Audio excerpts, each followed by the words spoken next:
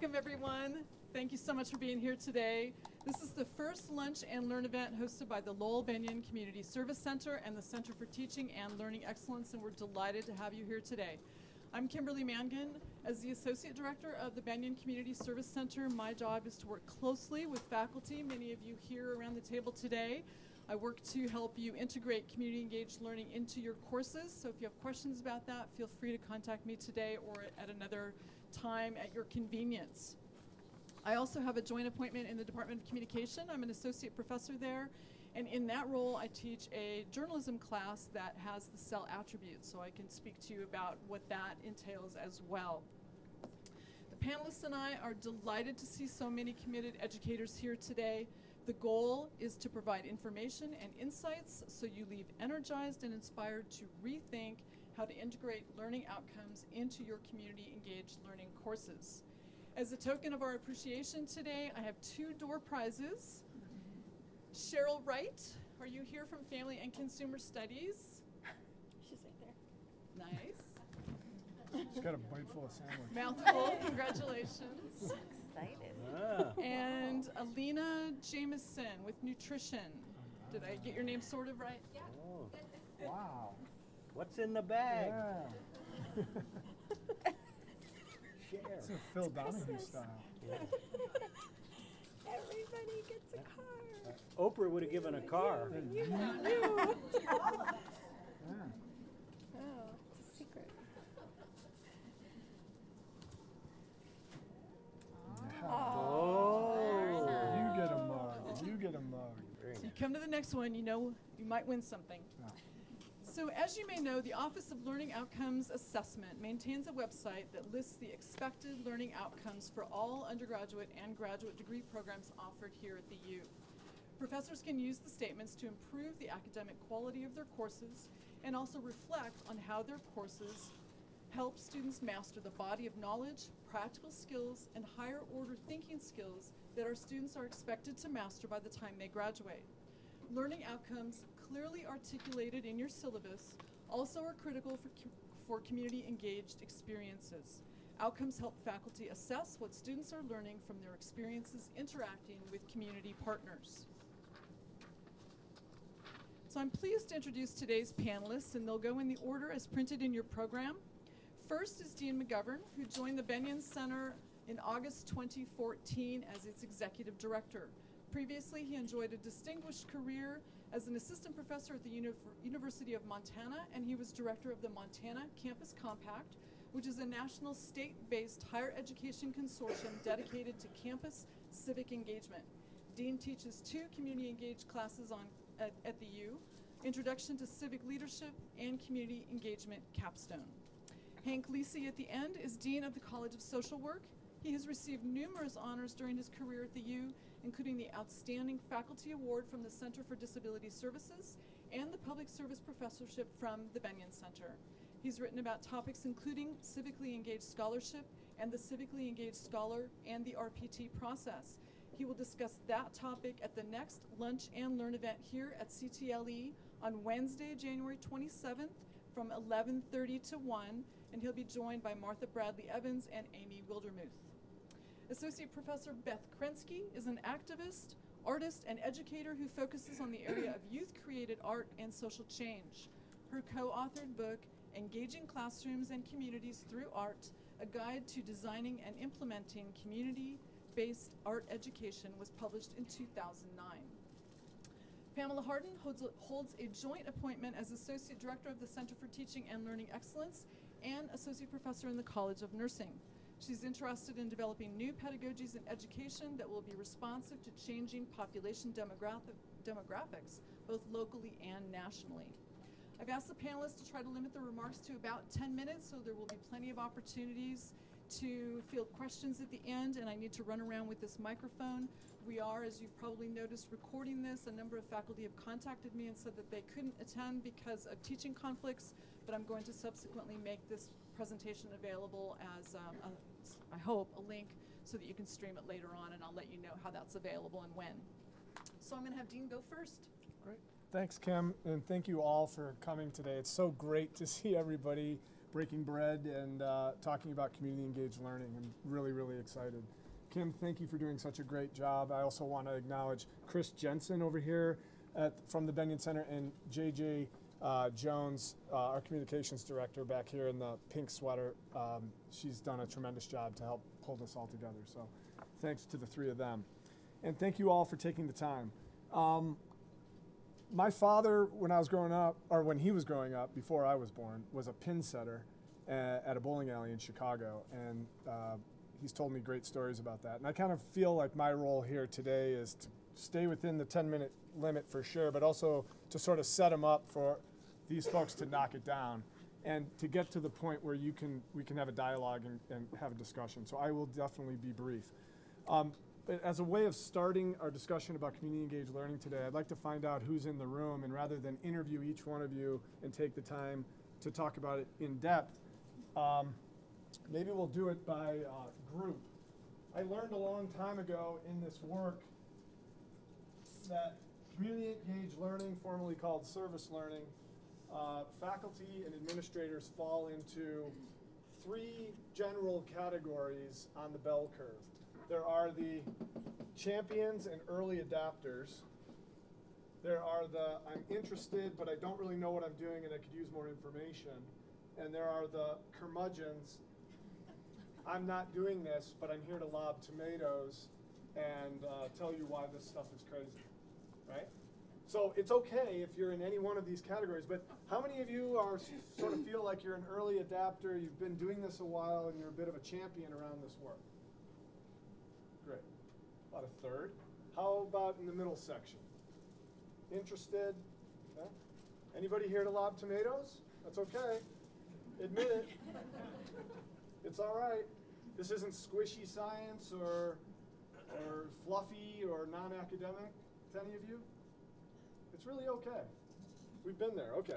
All right, that's good to know. Well, welcome again.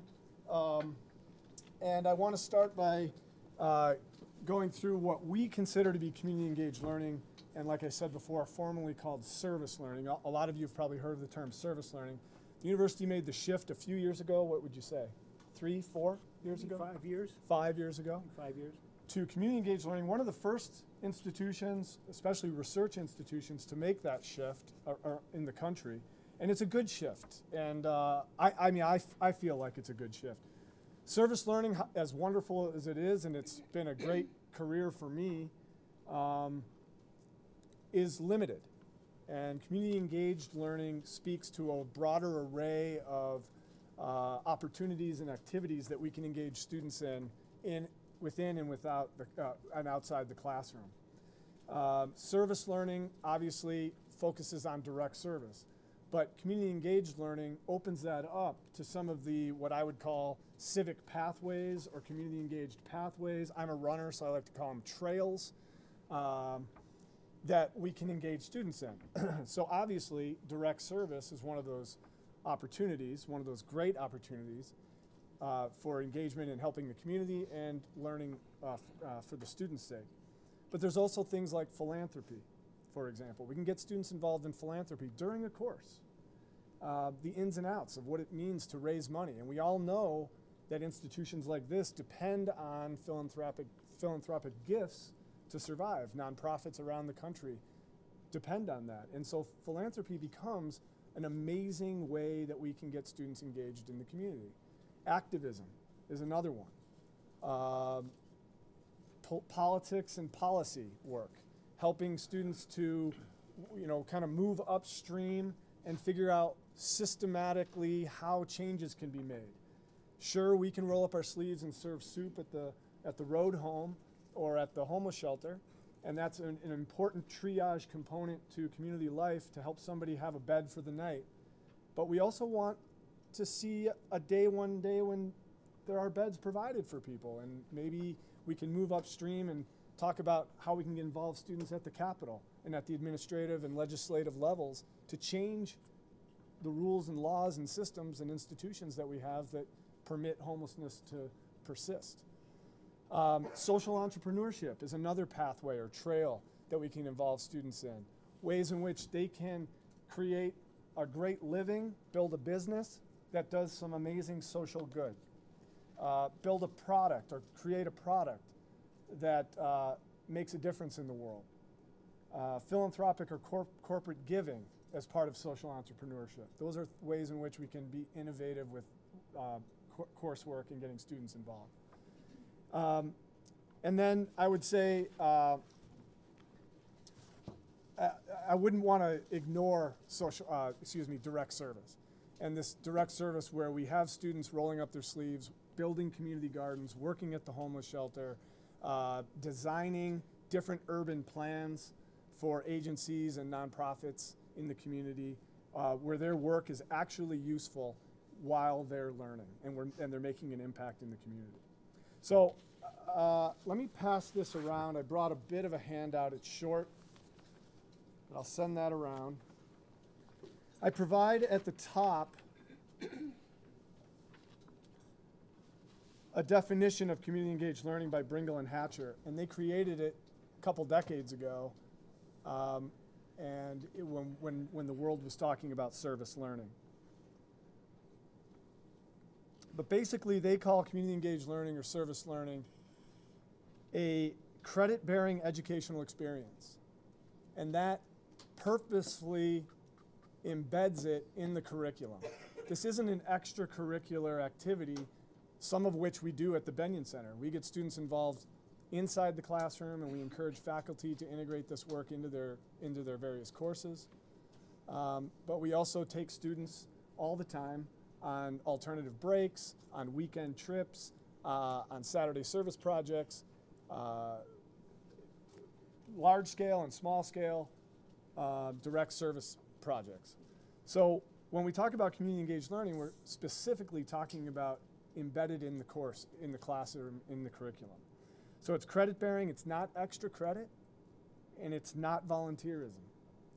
We kind of forego the word volunteerism when we talk about service learning or community engaged learning. Volunteerism is done of one's own volition. It's not necessarily an educational experience. And so we're very specific that community engaged learning is not a teacher making you volunteer. It's an educational experience. It's as if a teacher is making an assignment to read War and Peace or write a term paper. It is not something extra, and it is not forced volunteerism, if you will, if that's even possible. I don't even know if that's possible. So it's an educational experience in which students participated in a service or community-based activity, and we want it to meet community-identified needs. We don't want the professor or the students to come up with those needs. We want a community partner, somebody that's partnering with the class to help create what the needs are, what the objectives in the community are. Somebody who's close to it, a community agency, a government agency, a nonprofit, something like that. So we want those community needs to be at the forefront. We want the students now to learn, and the primary objective of anything that comes out of the university is going to be student learning. And of course there are these wonderful community benefits, and we want to see those. And we're going to assess those at the Bennion Center. And we want you to assess those as faculty members. And we want the students to assess those benefits. But we also insist that the primary purpose of any educational activity is learning, is education. And we want to advance the learning through this kind of activity, community engaged learning. So we want to meet the needs of the community, but we also want the students to reflect on the activity in such a way as to gain a further understanding of the course content, a broader appreciation of the discipline, and then a sense of where they sit in the community, where the students individually place themselves after this experience in the community, in the issue, in the larger world, in the democracy. Have them reflect on that. And that is how Bringle and Hatcher defined it, and that's how we sort of look at community engaged learning at the Bennion Center and at the university. We want to talk about how we want to assess that, and we invite you to conversations as we start to begin to tease out the ways in which we can assess community engaged learning and the learning outcomes. Chris has done a tremendous amount of work, and we've done a good job of starting to vet this, but we want to invite you to talk through the civic competencies that we could eventually assess around this work. And they're listed here for you. We want students to come away with civic skills, civic awareness, civic habits, and civic values. And we want the university to come up with concrete ways, and not all the same ways. Every class, every faculty member will be different, but ways in which we can tease out and assess these skills, awareness, habits, and values. And there's a few, I've listed a few at the bottom here of possibilities. New multiple choice tests or surveys, those are the traditional instrument. We want to see more written opportunities or oral opportunities to reflect, presentations, if you will. We want to see performance-based evaluations, maybe a mock debate or a mock trial or some sort of performance-based way that we can start to assess and have students help assess the learning that's gone on in the class. And then we're toying with the idea of an e-portfolio, like many of you have been and many of your units are.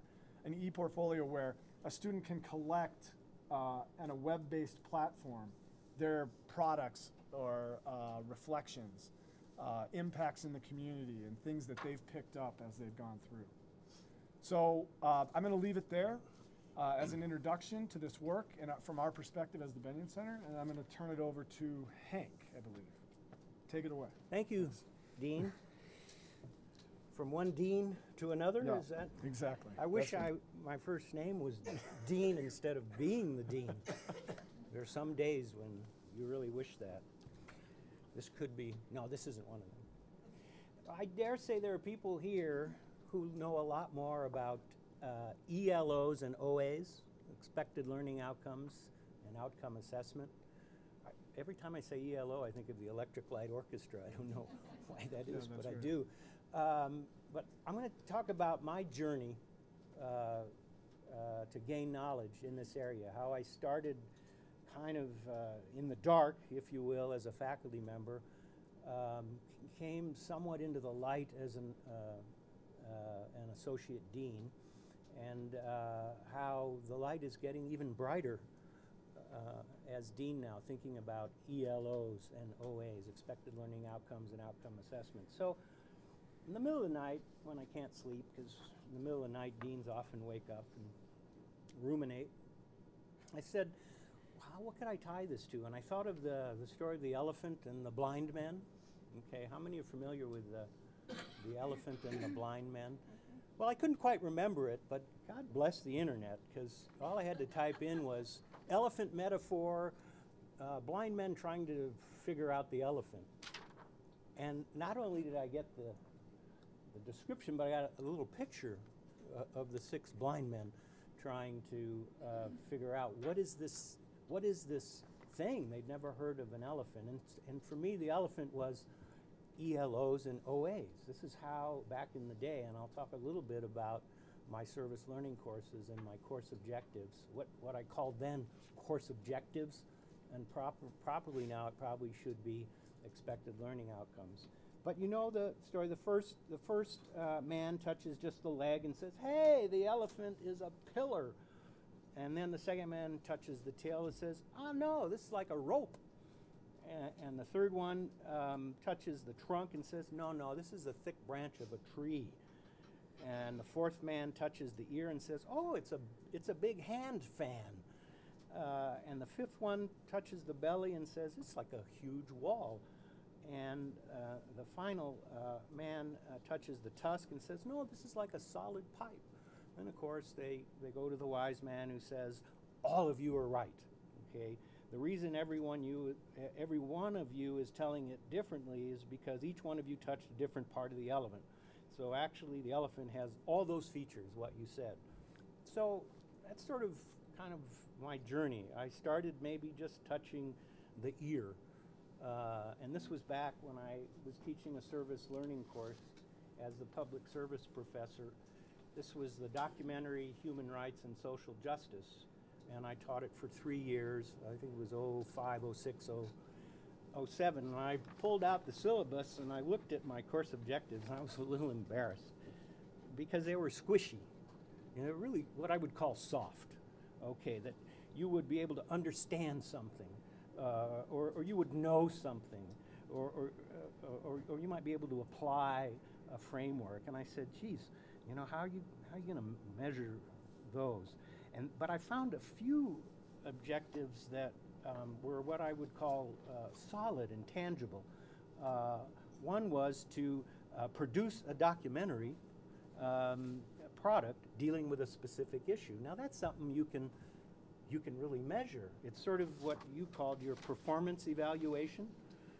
Okay, so that was back in 05, 06, 07, and a year or two later, Beth and I collaborated on a course, a service learning course called Art and Social Justice. So I went back to that syllabus. Okay, and I looked at the objectives. They were soft. Discuss. At the conclusion of this course, students will be able to discuss something or connect something or identify something or reflect on something. But there were a few solid, tangible ones. Plan, design, and implement a community-based art project. Now there's something you can measure, you know. So this course brought together through the Arts Bridge program Masters of Social Work students and MFA students in the College of Fine Arts who paired up. It was a year-long course, and they developed and planned a community art project with a local school, usually Title I schools on the west side. So that was then as a faculty member, and I would probably now call them learning outcomes and not course objectives. And the thing that I didn't think about then, when I was just touching the ear of that elephant, was how do the assignments measure or assess achievement of those learning outcomes? I wasn't making that connection.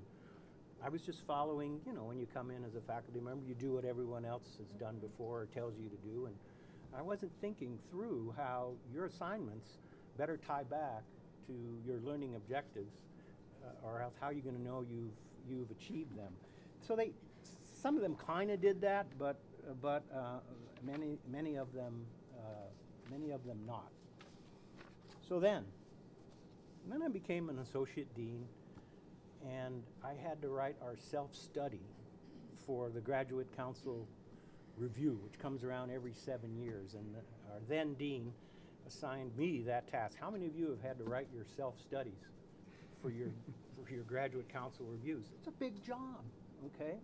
It's a big job, and it was through that job that I learned outcomes assessment is a big deal to the graduate school, because there's a whole section, Section 5, where you have to look at program effectiveness and outcomes assessment. Each educational unit has an obligation to plan carefully its course of instruction in response to student needs, to evaluate the effectiveness of that educational program in terms of the change it will bring about in students, and make improvements in the program dictated by the evaluative process.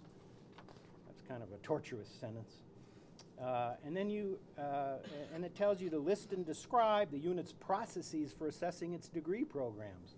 And then you have to provide specific examples of how the assessment activities have then been used to improve teaching and learning in the unit. This is that all-important feedback loop that I'm learning about as I touch other parts of the elephant. It's great to have assignments that tie back to your learning outcomes, but what are you going to do if you're finding that you're not achieving your learning outcomes? Well, the feedback loop takes that information, puts it back into the curriculum, into the program, into the course. So the Graduate Council wants you to talk about this. This was the hardest section for me to write, because I'm not sure the College of Social Work then, and I'm a little worried because we're coming up in a year on our next Graduate Council review, and I've got to really think hard now as dean about our expected learning outcomes across our 3 academic programs and how we're measuring them. I think I cobbled together what sounded good, and we passed, but I'm really concerned, or maybe not concerned, but focused on this next Graduate Council review of doing a better job with Section 5 on on program effectiveness and outcomes assessment. So as Associate Dean, I learned a little more about ELOs and OAs, and I learned, I didn't know this, there was a website on which all colleges and departments' expected learning outcomes are listed. So for our 3 programs, bachelor's in social work, master's, and PhD, we have these. The bachelor's programs are the most specific and comprehensive, and importantly, and those of you in professional schools know the importance of professional accreditation, but the BSW program's learning outcomes are tied to the educational policy of our accrediting body, which is the Council on Social Work Education, which has core competencies that social workers have to achieve in their time with us. And so they very nicely lay out each of the competencies, link it back to our Council on Social Work Education's, our accrediting body's competencies. And they have systems in place, assessment systems across their curriculum to measure how well they've achieved these learning outcomes. Master's program, it's, and I've known this for a year, is very weak. The PhD program, weaker still. But then our PhD program is not an accredited program through the Council on Social Work Education. I may not have to worry about too much about that, but I probably will in the Graduate Council review. So one of my tasks now as Dean is to go to my program directors yesterday and say, I want you to take your current listed learning outcomes and make them better, and try to follow, as has our bachelor's program, the core competencies put forward by accrediting body. Because when they come in a couple years to reaccredit or reaffirm our accreditation in our master's program, they're going to be looking very carefully at this. Also as Dean, what I learned is that the university's accrediting body takes this really seriously. The Northwest Commission on Colleges and Universities, as many of you know, was just here. And they called all the deans together, and the site team were sitting around a table like this. I'm hoping I don't have to say anything, but I did. Most of the questions from the site visitors were around learning outcomes and assessment.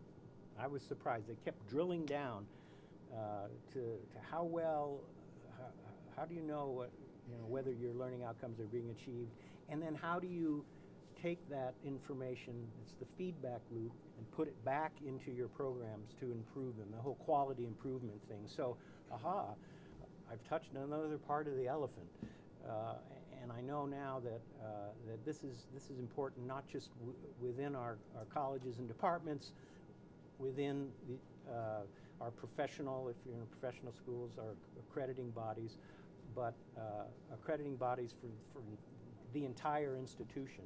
And so that's been my my journey, and there's still work to do, but boy, do I know a lot more than I did just 10 years ago. But, that's why we're all here, to keep learning. Okay, so. Great. Okay, so Kim, thank you for inviting me. And I don't know if just the first handout, like if whoever has that, the one with the praxis image could go around. Oh, okay. All right, so I was asked to talk about how learning outcomes drive all the other things that I do in my classes. I have multiple community engaged learning classes, and in some ways, the learning outcomes don't drive what I do. What I do drives the learning outcomes. So I want to talk about that because I think it's been important for me, and it can be stifling for me sometimes. Actually, when Kim invited me, I thought, I'm not very good at this, but maybe I'll come and I'll learn from everyone because I don't really know what I'm doing. But if you divide a group of educators anywhere and ask them, do you write lesson plans based on standards, or do you write lesson plans and then go back and check the standards? It's about half and half. And I don't know if it's because I'm an artist or what, but if I have to look at a list of things that I have to plan for, something happens and I literally become immobilized, and I cannot do it. So on the little the only handout I really want you to look at, because now I'm embarrassed, the other one says service learning, so I'm dating myself. In the early days of service learning, I wrote an article that was titled, "Who are the real service providers?" It was like a jab at service learning. It's like, it was all about university students going into the community, and I thought in an oppressive way, serving themselves and putting upon community members. And I come from the background as a community artist and an executive director of a community arts organization. So in some ways, I'm coming in the back door of education. Actually, in many ways, I left the building of education, and I'm doing this work, and then I'm making it fit. And I think learning outcomes are very important, but I'm just going to talk about this sort of backdoor way at it. But the top has a quote by Benjamin Barber: "Artists as artists are responsible only to their art. But artists are also citizens, and as citizens, they have a particular responsibility to contribute to and nourish an art-supportive society. In doing so, they serve both democracy and themselves, their fellow citizens, and their art." So I think it's also important to say that there are a few things that drive or undergird everything I do as an educator. And it really is rooted in my philosophy of education.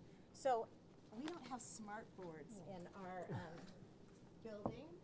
I don't even know if the College of Fine Arts has them, which is ridiculous. So I'm going to take advantage of this because it's so exciting.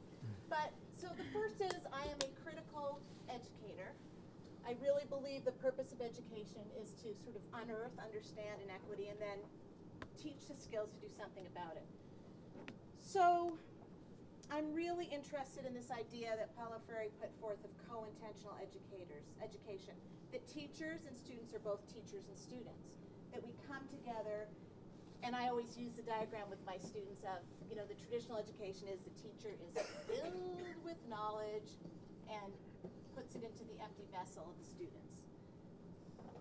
What Freire calls the banking model. But what I strive to do is we both come with life skills, experience, perspectives, and together we go back and forth, and that is how we create the path of knowledge together. So my students and I are always a community of learners. A few years ago, not that I was getting bored exactly, but I was trudging to class, like those students and blah, blah, blah, thinking to myself, so what are you doing? Like going on with teaching like this, because I'm sure that the students were feeling the same way. So at that moment, I made a promise to myself and to my students, I was very explicit, that doing what we were doing in whatever class it was had to be worth time out of our lives. So I said, look, I'm not spending time with my 8-year-old or 9-year-old or 10-year-old in my studio. You all have all these things. So we would continually check in about that. And the minute it was feeling like this actually isn't worth time out of our lives, we would make things change. So co-intentional education, and then Freire's notion of praxis, so that there is always action. We reflect on what we've done. We do some learning, and it impacts the action. Now, Freire talked about it's always spiraling because we're always moving forward like that. So anything that we engage in, we're thinking about. So I teach these multiple classes. One is art in the community, where we try to be in the same community year after year after year, because educational research shows that that's more of an intervention. The longer you can be there, the more difference you'll make. But there's one class that Kim mentioned about the learning outcomes, which is on your handout, which is the art teaching practicum. And that class is really intended to serve community needs, but also be rooted in what students are interested in. So our students are literally all over the place, doing the kind of work in a broad understanding of what community engaged learning is. So some of them are doing direct service, but we talk about the continuum from direct service to deep political, environmental, social change that happens. And I always use the example of the New York Coalition for the Homeless. Yes, they're giving sandwiches to people, but at the same time, they're purchasing buildings and revamping those for housing, and at the same time, they're working on policy change such that, as you said, we don't have to have, we're ending homelessness. So when we look at, in this class, the kinds of things students want to do, they can plug in anywhere on the continuum. And when I talk to my students also about, I have students who are interested in art education. So no one's making a big living doing that. So they're there because it's somewhat of a calling.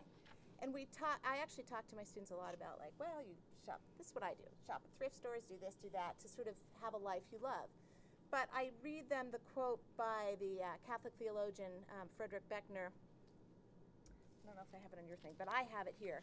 And he talks about one's calling.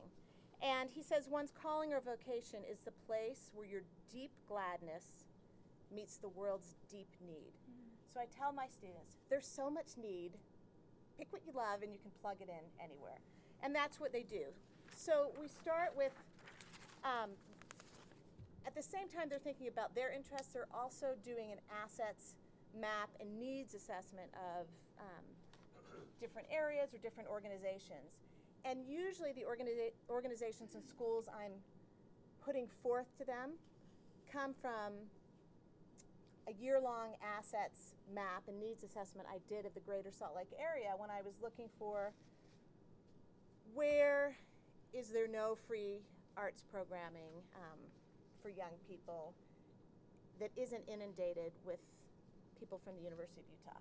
And there are some cloistered communities that we have, for many years we worked in South Salt Lake, and we would have remained in South Salt Lake. And we still do some work there, but there was a space issue. So that said, I think I have 4 minutes left to talk about how the readings and the assessments support the learning objectives that are on your handout. So I said before that I have these students who are interested in becoming teaching artists. So I have a ready audience who's really interested in learning how to assess things. And so I bring it to them often and I'll say, well, how do we operationalize? How do we know that we're seeing someone who understands such and such? So we brainstorm together. And for me, that's always really interesting because I'm learning along with them. So I'm sure some of my students could think, like, this person doesn't know anything. She's always asking us. But we truly are engaging. And then I obviously bring some of my expertise to the table and we talk about it. Or I'll question them. I'll say, wait, let's just back up and look at this. Or, and even with their journals that they have to do throughout the semester, I'm looking to see, is there an increased understanding? At the beginning, I would say, you're going to journal and write about your experiences and blah, blah, blah. And then I'd get things back like, I arrived at 12:05. I passed out markers. I did so I learned to do guided journaling. So I ask somewhere on here, I think I have some questions under some of the assigned stuff. So I start with, like, why do you serve? Who is the server? Who is the served? And then at the end of the semester, we look back at some of those initial questions, and then I ask them to reflect on what's different, what has changed, why. They also do a lot of presenting in front of their peers in the class, so that A, they have an opportunity to, in our teaching classes, there's a lot of teaching that goes on by the students, but B, they also get feedback from their cohort about what's working and what isn't. Because the other thing about educators is once you're out in the world teaching in a community or school setting, you're begging for people to come give you feedback because no one is doing that, or rarely, unfortunately. So we talk a lot about what it means to have a safe community of learners who support you but are also going to be rigorous with you. And it's actually been really quite wonderful what has happened in these classes because of that safe environment. The other final thing I want to say is that I'm assessing, the students are doing some self-assessment, but an important component of this practicum class is the students co-create a contract with a community supervisor, because again, I'm making sure that A, they're meeting the needs of that community organization or school, and B, they're beholden unto them. So that is part of their grade, actually a big chunk of their grade, is that the evaluation based on the original contract. So I sort of force these meetings with the community supervisors and the student. And I'm checking in with the community supervisors and checking in with the students. But it really makes it very real for them that they must meet that need and they must respond and work closely with that community partner. So with that, I think my time is up. Okay. So thanks. So I'm the wrap-up person here. Close it. Close it. Knock it down. Close it. So I think in listening to the speakers who came before me, they've been throwing around a lot of different levels of learning outcomes, and I just want to briefly clarify those for those that you have not done a lot of curriculum writing before. So Hank started out talking both about class level objectives and program level objectives, and as a dean, he's really looking more at the program level objectives. So we have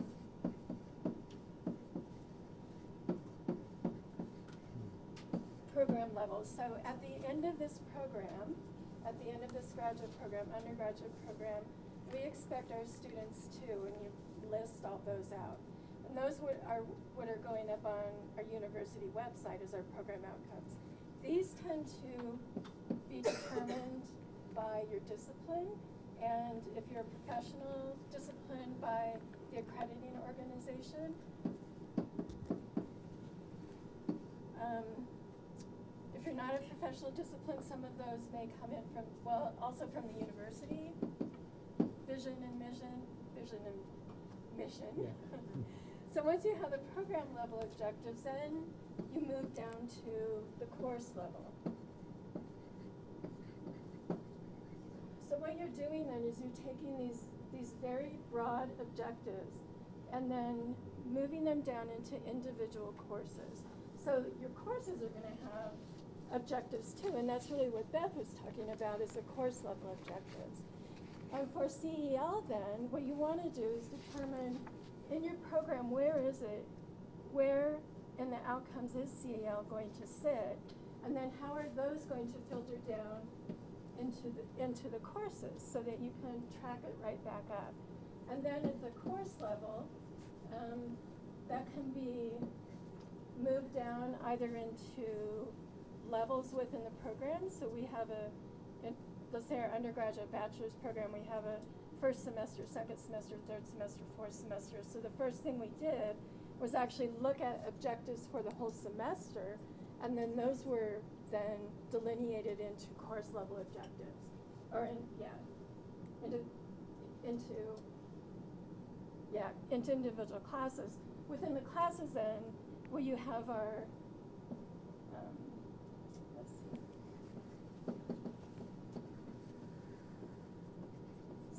section level, module level objectives. So you have this kind of whittling down, and Hank, I think you used the language of getting down to the nuts and bolts, or drilling down to then how does your assessment really show that you're meeting those assessments.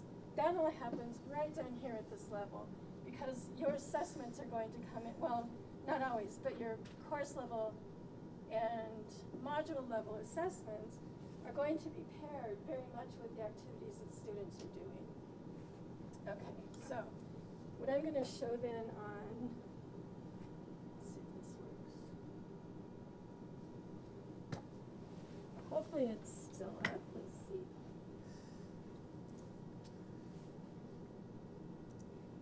So how many of you have been using Canvas in some way or another? So most, some haven't.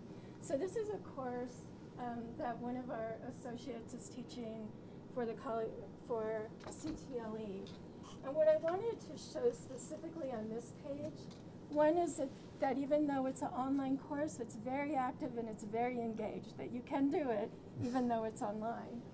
So Allie has her picture there, talks about herself in another video. But what she's done here very clearly is show the students what the outcomes are for this course. You start looking at the verbs she's using: design, investigate, increase, assess, reflect, which is actually a very good objective, because we want our students to be reflecting on what they're doing. So this is on the front page, course outcomes. And then what I'm going to show is, in this week, It's on active learning and discussions. She actually shows within this module or this week, these are the things they're going to be able to do. So it actually drills down from the broader objective to something that's much more specific. Okay.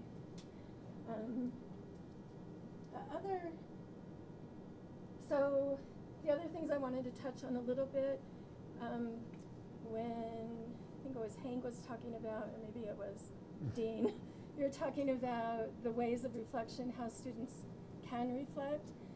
Canvas is a brilliant way to have students demonstrate their work, whether it's in videos, whether it's pictures, art, not just reflecting in words, which we tend to do, but it really gives students a lot of creativity to bring their ideas in and reflect on them in a manner that other students can see it. So you can either group students into small groups, or if it's a smaller course, have the whole class in a big group.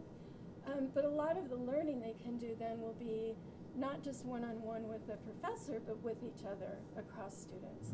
So think really broadly about what reflection means. Canvas also has, I think it's on here, but they also have a portfolio built into the software. So if you don't want to go out and find an external portfolio program, you can just use the one in Canvas, and it works really well as a way for students to display their work. I have one more thing to say then about objectives. If you haven't heard of Bloom, go ahead and Google Bloom and learning objectives. And you'll get, if you go into images, you'll get a whole bunch of images about the different levels of learning objectives. And we have lower level objectives and higher level objectives. So your higher level objectives are perfect for CEL because they're all about synthesizing, analyzing, bringing things together. Your lower level objectives are what Hank's talking about, is squishy, and that's like they're going to understand, they're going to know something, which are much more difficult to actually get to assessing. How are you going to assess that someone understands something? Bloom will show you that with their higher level of learning objectives. So if you're just starting to write objectives, it's a great first place to go to. And that's all I had to say, so we're going to open it up to questions and discussion. Thank you so much. Let's give our speakers a quick round of applause. And I'm sure you have some questions.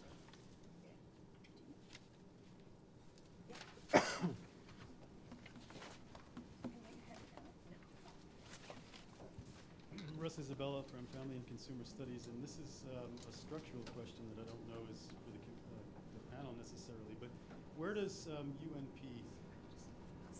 UNP fit into the structural organization of the efforts to give outreach to the community? Is it in any way integrated into the efforts of the Bennion Center, or just how, where does it fit? Do you want me to? What I know of the university structure and UNP's place is that UNP works with a very specific area of the valley. They have actual borders in which they build community partnerships. They find out what's going on in the community and the needs that are there, and then they work as a broker to faculty, projects, laboratories, and students on campus that can make a difference on in those areas. So UNP is sort of a community partnership creator for I think it's called the Glendale West Side area. I'm not exactly sure, but it's bordered. There's a specific defined location where those partnerships occur. And others might have specific experience with UNP much more than me. I think there are over 40 partnerships, university community partnerships, and their approach is very much, if you look at Beth's handout on the back page, community assets from Kretzmann and McKnight's Building Communities from the Inside Out. They take a very strengths-based approach to communities, and they first of all identify the capacities, the strengths, the talents within the communities, and they identify community issues from the inside out. They don't come into the community and say, we think you have a problem with poverty and we're going to fix it. They ask community members, what are the issues that most affect you, and what would you like to know that you don't know, or accomplish that you haven't been able to accomplish. And then the partnership is structured around meeting those community needs, and they're often interdisciplinary. Other questions?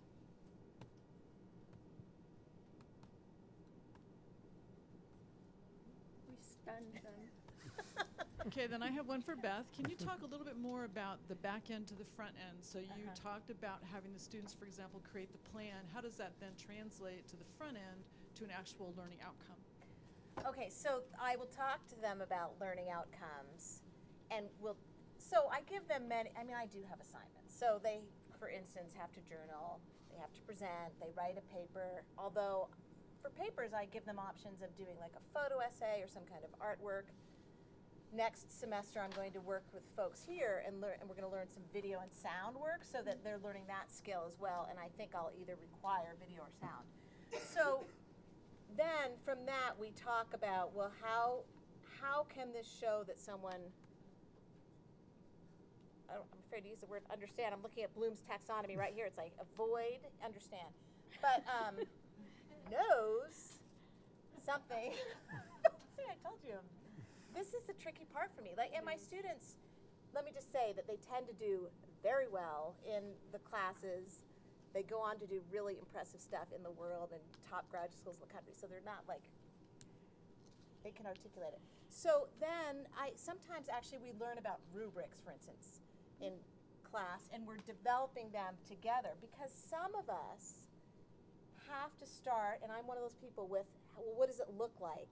So forget saying this means excellent on rubric. Like, I need to say, I have to have an example of like, oh, Trish is doing such and such, and I can see it's excellent because she has done these 5 things. So my students and I break it down together. And part of it is they have to be able to explain it to me, because I don't really I have to have the theory connected with very concrete things. So they develop, one of the assignments we do in class is they develop a rubric. And then they're developing their assessment for the stuff they're doing in the community. So if they say, I'm going to do a mural, paint a mural with kids, how will you know it's successful? What are the things you're looking for? And frankly, some of the least important things to me are the art. I'm interested in the artistic skill, and they have to learn the skills, but I'm more interested in, like, how do you know if you've encouraged the kids to be creative and step outside of their comfort zone? So those are the kinds of things I push, because they're very good at saying, well, they used warm and cool colors. So if you go into school settings, there's a lot of like only looking at, they've used warm and cool colors, and they've drawn 3 different types of animals. But there's nothing sort of earth-shattering or transformative about that kind of an activity. So I'm looking for, like, how will we know that something has happened that's changed with this group of kids? So they'll say, well, they'll start talking to each other across race lines. Got it. Or they will want to stay after and spend a little more time. Or they'll show up every week to an out-of-school program, which fascinatingly happens all the time. So we're just trying to look at how can you start doing that. And once they start doing that, they can sort of translate that to other settings as well. And then, so as a follow-up question, what I'm hearing you say is that you would then, as a learning outcome, say by the end of the semester, you will be able to design and conduct an assessment, or design a rubric and do such and such with it? Right. Yes, design, implement, and assess community engaged art project. Yeah. In warm and cool colors. Forget the warm and cool colors. Hi, I'm Tony Mastracci in Public Administration. So community engagement learning is a two-way street. And one of the frustrations that my students will often have in engaging with their community partners is lack of communication from those partners, scopes that go way out of control, or there's not good listening that's happening. So any advice, techniques on how you build that relationship or create that commitment on the community side as part of this sort of learning process? The contract. So I just have to tell you that in the early days, I contact the person, say, we work with my student, oh, yes, yes, yes, and this is what you need to do. and my student would come back, like they want me to be working 80 hours instead of my 48, and that, this and that, I'm there every weekend. So I learned, I send a very clear letter to the community partner outlining what the requirement is, and that they are not allowed to have the students work more than 48 hours. So I tell my students, I've assigned you 48 hours. I don't want you doing 70. I'm trying to teach you balance as a future teaching artist as well. Like, I don't want to create people who are going to burn out. And then I check in with the partners. But that contract lays it out. I see it, the student sees it, everyone signs it, and that's our thing that we look to. And I've had to step in and say, you asked them to do this, and actually it's not appropriate now to ask them to come for 4 weeks during the summer. I'll reference this contract. Hank or Dean? I would also recommend that you're probably already doing this, but embracing those frustrations as learning moments is just fantastic. In the course I'm teaching now this semester, we're having a lot of that. And the Bennion Center has set up great community partnerships, but the individual that you're particularly working with and the particular student that's working with them have a different vision every semester. It's always going to be different. And that's fun and exciting, and it's terribly frustrating and for everybody, or can be. And I think those frustrations are incredible learning moments, but there are ways through communication to kind of ease the tensions. And I think contracts beforehand are really important. Can I add to that? Martin and I are in the biology department, and we had a little powwow because he teaches biochemistry and I kind of administer the community engaged learning component of it. And one of the messages we get back from students as well as community partners is that there isn't enough communication, there isn't enough follow through. We thought one thing and the community partner thought something else. And what Martin and I realized is that one of the biggest learning opportunities for community engaged learning is life skills, learning these life skills. How do you communicate effectively with within a professional setting? That these are the opportunities that students have to gain those skills. How do you make sure the expectations for your learning as well as for the community partners' needs being met are the same? Anyway, so I thought I'd add that. Hank, did you want to add anything to that, or Pam? I think relationships with community partners are critical, and the most successful ones I had, sometimes students would go out and find a partner agency to make a documentary with, but the more successful ones were ones where I reached out in advance and sometimes had to present to the board of the organization, and then there was buy-in. But because the students in my particular case were producing documentaries that could be used, and they often were by these agencies, there was that connection. There was a product that was valuable to the agency. But I think checking in, if you have the time, or if the two of you are doing this, you could check in just to say, how are things going? Is there anything I can troubleshoot with you? Is everything going okay? The other thing that I've found useful is bringing community partners up to campus to present. I know when we had our final showing of documentaries in the documentary community engaged learning class, we invited the partners and the students' families up and had like a little film festival. It was wonderful, but that's part of building relationships with community partners you hope to be able to work with in the next year and beyond. So it's all about the relationship. Pam, any thoughts? Hey, Sean Crossland. I'm the interim director of the Thain Center and then an adjunct instructor in the FCS program. I'm really curious to hear more about the civic competencies. And Dean, I think you said something really important, that the assessment looks different for every class, right? Because there's not really a lens that you can just lay over every class and really adequately assess anything. But then I guess my question is, how do you then synthesize that? How do you make relevant data out of that? It seems really complex then, right? If every single class has a different way of assessing these 4 prompts, how do you then make some actionable data out of that information? Does that? Right. That's a great question, and I think we're still grappling with it, but I think What Pam had mentioned about programmatic versus course level assessment and evaluation is going to be very important. I think our learning outcomes, what we'd like to see are the civic competencies be part of every student's curriculum, but based in their discipline. So they're not going to look the same for every student in every discipline. Similarly, the assessment's going to look different. That's why the e-portfolio, and we've been toying with Canvas and others, because I think ultimately whether those have been met or not are going to be up to the department, are going to be up to sociology, psychology, humanities, whatever level is going to assess that and eventually award the degree. So it isn't going to look the same for every student, but I think it would be a tremendous feather in the cap of the institution and the university to be able to say every graduate reaches a certain level of civic competency in whatever discipline. And we still have to grapple with how to tie it together. But yeah, it's a good question, and I hope that you'll be part of the conversation in creating it.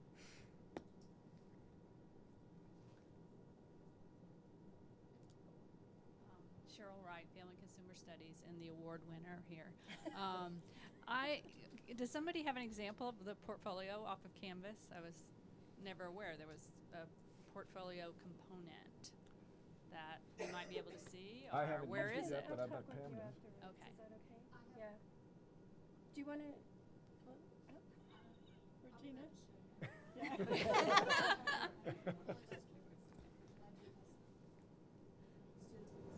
Chris might have. He's been.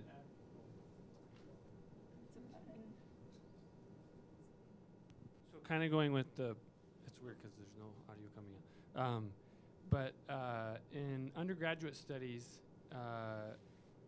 they are actually experimenting with a particular web-based platform called Pathbright that's being actually piloted in some specific academic departments and centers. So Europe is experimenting with this. Right now I'm flirting with them to see if we're going to be institutionalizing something like that.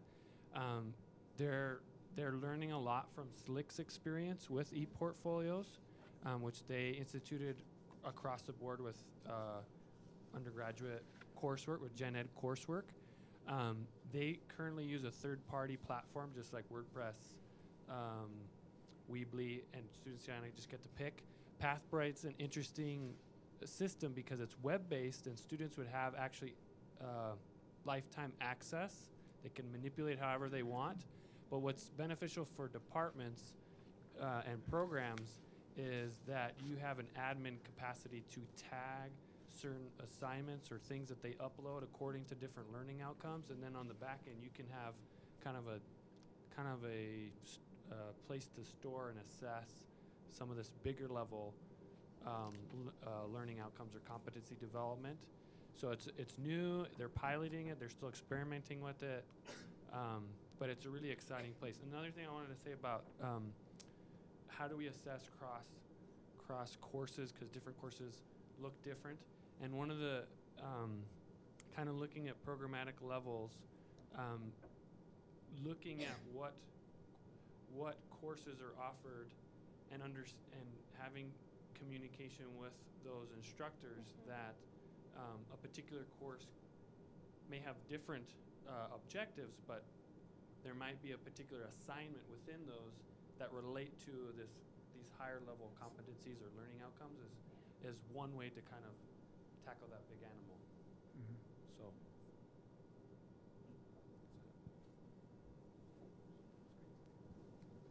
Other questions? Yeah. While she's moving, I'll just mention that we're also toying with the idea of a short video that students could maybe produce on their phone that could show transformation between freshman and senior year, or beginning of a course, end of a course. Preflection into their phone about what they expect to see in the community, and then a post-flexion or a reflection, if you will, into the phone. Everyone's got a movie maker in their pocket now, so that could be part of a portfolio that any discipline could use. I'm Leslie Carnes from the School of Dentistry, and we have to evaluate our students' cultural competence, which I think is important going out into the community, but we struggle with that. Do you do it before they go out in the community? Do you do it after? How do you assess their cultural competence? And so I'm curious, anyone else have to do that with their students? That's really, really important. Well, I like formative and summative assessment. Like at the beginning, like what are the things we're looking for and asking questions, and then at the end, and the students often are very surprised by comparing the two. So I gather up. I mean, I actually use it with my students when I do things like that. And sometimes we do things visually with reflection or, formative and summative stuff. I think it's important. I think you have to first define what do you mean by it, and how does it relate to what your students are doing as future dentists. I know the National Association of Social Workers has guidelines for cultural competence, standards and guidelines. I could find those and share them with you. But I think you have to know, well, what do you mean by it? And even when you know that, what do you want your folks in the field to be able to do with it? So let me send you some information. And I'll see you after. And I'll just say that when we were exploring civic competencies, there are a lot of models out there, and you take and steal and borrow from different places, and you make it something that fits your department, your college, your institution. So, but I'm sure there are plenty of examples. Right, but the students can operationalize that. Like you can bring in these models and then have them develop something that's appropriate for your students in this place, which then it gives them an added layer.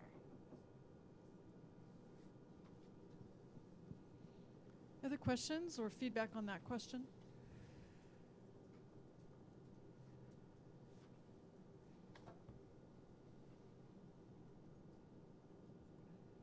All right, well, let's thank our speakers one more time. And a couple of other quick things. Please join me in thanking the Center for Teaching and Learning Excellence for its hospitality and lunch today.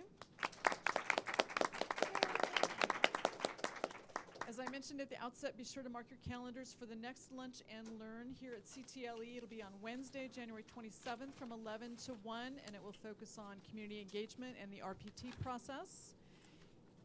And last but not least, if your schedule permits, there is a survey inside your program. If you have time to fill it out, we would be grateful for the feedback. If you don't want to do it today or would prefer to be anonymous, my campus mailing address is in the survey, and you can send it back to me at a later time. And I know some of you have wanted to make some connections afterwards, so we'll all remain for 5-10 minutes afterward if you want to talk to us individually. So thank you again for being here today. We appreciate it. Thanks, Kim. Yeah. Thank you. Thanks. How was the soup?